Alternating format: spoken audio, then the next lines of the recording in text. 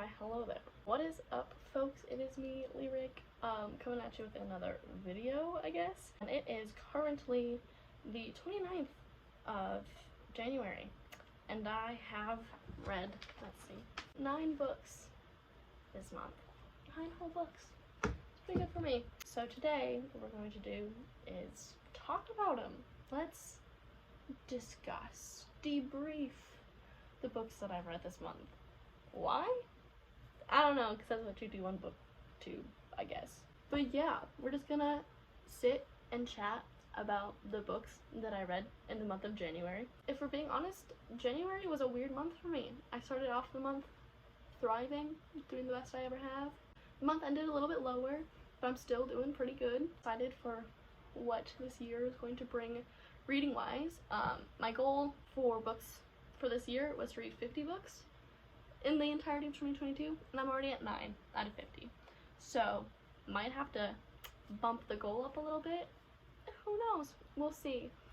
But yeah, we're just gonna get started with the books that I talked about. If you see me pulling out this cute little journal that I have here, it's because I wrote down all the books that I read and the ratings and stuff. So, the first book that I read was Let It Snow by John Green and some other writers. I read this because it's one of my partner's favorite books, and I'm a simp. That's all.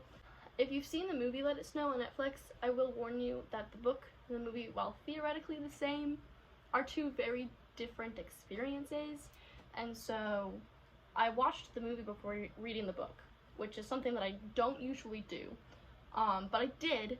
And I gotta say, it kind of gave me a false hope for the book because I wanted the book to be like the movie, but the book wasn't like the movie. Or should I say the movie wasn't like the book. So that was interesting. I tried to clear out the ideas of the movie that I had in my head, but it was very hard to do so. And I also just liked the character development and the story development of the movie better than I liked it in the book, which is weird because usually I like character developments and story developments better in books because you have more time to flesh it out. But no, the movie did it better. I hate to say it, but the movie did it better. Long story short, I gave it Let It Snow 3 out of 5 stars. The next book that I read was People We Meet on Vacation by Emily Henry. This was the start of my romance month. I read a fuck ton of romances this month, and it's all because of this book. This one is about a girl who is a travel blogger, does cute little blogs talking about vacations and stuff, and she has this friend from college that she takes a summerly trip with, but 10-ish years ago, something happens on their last trip together and they don't talk. And so they finally decide to go on another vacation together again, and not only does their friendship rekindle, but a romance kindles along the way. So it's a very cute friends to lovers romance. It was pretty steamy, not gonna lie, really loved it. Overall, I gave it a 4 out of 5 stars because I loved the fuck out of it, but it wasn't as good as some other things that I read this month. I am pretty harsh on my ratings. It takes a really good book for me to give it a 5 stars, so a 4 out of 5 stars isn't a bad book. A 4 out of 5 stars is a damn good book, but just not the best book, you know? So People We Meet on Vacation was a damn good book, therefore 4 out of 5 stars. The next book that was also a 4 out of 5 stars was I Wish You All the Best. This one was recommended to me by a friend of mine as a very sweet queer romance, and let me just say, it made my heart feel all of the things. I cried, I felt so wholesome, all in the same book. It made me feel very seen as a non-binary person. The story really hit home. There's some trigger warnings in the fact there's some NB phobia, and the main character does get kicked out of their house by their parents. So if that would be triggering to you, I would suggest to skip this one. But overall, the themes of found family, the cute-ass fucking romance, it was just very good. It had a very good portrayal of therapy, which was very good for me as I just started therapy myself this month. So overall, it was exactly what I needed in a book, and I gave it 4 out of 5 stars. The next book I read was my first 5 out of 5 of the year, which is very exciting, and that is Beach Read by Emily Henry. This one was phenomenal. It did everything I wanted to and so much more. It was like an academic rivals to lovers / enemies to lovers, but not only was it like a very good romance, it also talked about grief a little bit, because the main character had to like try and justify grieving her father's death, a father who she thought was like a very good man and who she felt so much love from as a child, but then she finds out this huge secret about him later that she has to justify in her grieving process, and so she like wants to hate her father for the mistakes that he's made in his life, but she also like needs to grieve like the man that she knew, like the loving, kind-hearted man that she knew as her father. So that was a really cool theme throughout the book that like I really loved. I love it when romances can like hit on like really good topics and do it very well, and this book definitely did that. I think that's why I liked it better than The People We Meet on Vacation, because The People We Meet on Vacation like touched on like burnout and like capitalism, I guess, and like productivity grinding and stuff in the 9-to-5 jobs, but this one tackled grief, and grief is one of those themes in books that like if it does it well, I'm gonna give it a 5. So the romance was great. It was so steamy, oh my lord, it was so good, and it handled some really good topics very, very, very well. So I know this book is literally everywhere on the internet, but if you haven't picked it up yet, I highly suggest that you do, especially if you're a romance person like me, because this just did everything that I wanted it to, and so much more. The next book that I read was another romance, and it is Get a Life, Chloe Brown by Talia Hibbert. This book is the first book of the Brown Sisters trilogy, which is just a trilogy of 3 different sisters and all of their love stories. This one was a cutesy little friends to lovers of a like computer geek who has some like chronic illness, forming a love with her, like not her landlord, but like the maintenance guy in her apartment. It was very, very cute, very, very wholesome. I loved it so much. Yeah, I gave it a 4 out of 5 stars. That's all I gotta say about it. It had some really good representation in it, handled conversations about like chronic illness and anxiety pretty well, so loved that one. And the next book I rented from the library, but I read Take a Hint, Danny Brown. Take a Hint, Danny Brown, I gave 3 out of 5 stars. It was still good, but it didn't do everything that this one did. I feel like I hated the characters most of the time. Like, I didn't hate the characters. I just didn't love the characters in Danny Brown as much as I loved the characters in Chloe Brown. I kind of despised Danny for a majority of the book. I thought she was annoying and rude, to be frank. I thought that their love story wasn't very good. I don't know, I just feel like all of the build-up to their romance was purely sex-based, and then once they had sex, then they fell in love, whereas like it wasn't falling in love and then sex coming after, which I understand can be very realistic. I know like a lot of people are just pining after sex and then they end up catching feelings for their physical partner along the way, but that just doesn't work for me. Like, I love a good steamy scene, but I like for there to be like romantic banter before the sex, whereas like all of the build-up was just like Danny only wanted, I don't even remember his name, only wanted the guy for sex the entirety of the book and was very anti-relationship throughout the entirety of the book until after they had sex. So I think the main character just changed too much too quickly for me. I think she was compromising a little bit of herself, if I'm being honest, and it just wasn't my favorite, but at the end of the day, it still was pretty good, so I gave it a 3 out of 5 stars. The next book I read was another 5 out of 5, and that is Writers and Lovers by Lily King. This book was so good. First off, the writing in here is absolutely gorgeous. I want to read it again so I can like annotate the fuck out of it, but it's about a young woman who is grieving the death of her mother, and she's also a writer, and she's trying to like finish her novel, and she ends up falling in love with 2 different people and is trying to like navigate like which one of them she should be with and which one of them is better for her.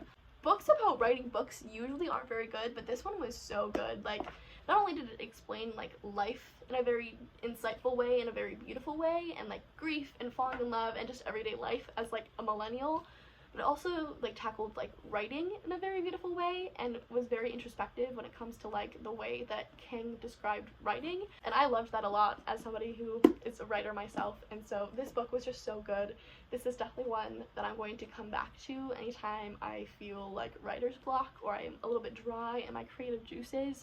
This will definitely be one that I can read and know that it will inspire me to be a better writer, and also just a better human. So I loved this one so much. If you're into like coming of age, contemporary literary fictions, definitely pick this one up. It was so good, especially if you are a writer yourself. Just read it. It was so good. Cannot recommend enough. I went from a 5 out of 5 to my lowest rated book of this month, and that was The Bookish Life of Nina Hill. This one like wasn't bad, but it wasn't good. It was just pretty boring most of the time. I think the most exciting thing that happened in this book, for me at least, was the camel that showed up at this random wedding. And the wedding didn't really make sense in the context of the book. Like, important things happened at the wedding, but like, why? I don't know. I just feel like the entirety of this book was like random bullshit with like a few important details sprinkled in every chapter, but majority of the book was just bullshit and didn't actually matter to the plot of the story, if that makes sense. I don't know, I was just very bored while reading this. Also, this book rickrolls you. That was weird. I've never gotten rickrolled by a book before, but it definitely happened, and that was bizarre. So, needless to say, I don't know, I guess I recommend it if you want something easy? Question mark. It's definitely like you don't have to think a lot to read this book. It's a very mindless read. So if that's what you're looking for, maybe go and pick it up. But I was just bored the entire time, if I'm being honest. And it just wasn't a vibe. It took me so long to finish it. More than it should. It's only like 300 some pages. I read like Get a Life, Chloe Brown in like a day. It took me like 4 days to read this one. And it's maybe a little bit longer because I was just bored the entire time and it just wasn't it. So I don't know, I gave it a 2 out of 5, so it wasn't like the worst book I've read, but it wasn't the best. It wasn't good. Alright, last but not least, I read some poetry. I try to read poetry like every single day, and so this was the poetry collection that I read this month. This is my second time reading this one, and that is Devotions by Mary Oliver, because Mary Oliver is my favorite poet of like all time.